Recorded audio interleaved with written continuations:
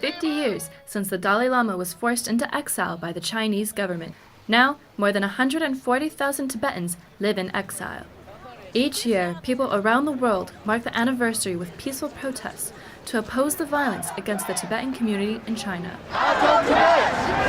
Outside Downing Street, CEO of Tibet Society Philippa Carrick delivered a letter addressed to Prime Minister David Cameron, requesting support for Tibet. The letter also asked that British companies will not be complicit in China's violation of human rights. We just delivered a letter to the Prime Minister asking him to meet us so we can discuss Tibet and really calling on him to stand up for Tibetan people's rights.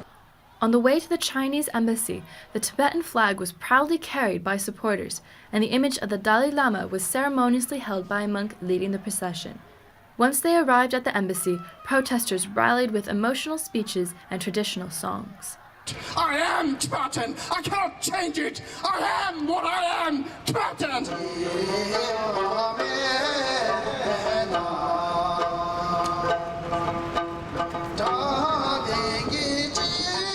People came to show their solidarity and express their hope for freedom in Tibet. We want religious freedom, It's very important. Freedom for the Tibetan people to be treated at least as equal to the Chinese who are in Tibet.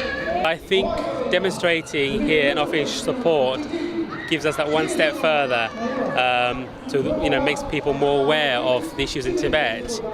I always have a little bit of hope, but whether we will get independence I'm not really 100% sure yet.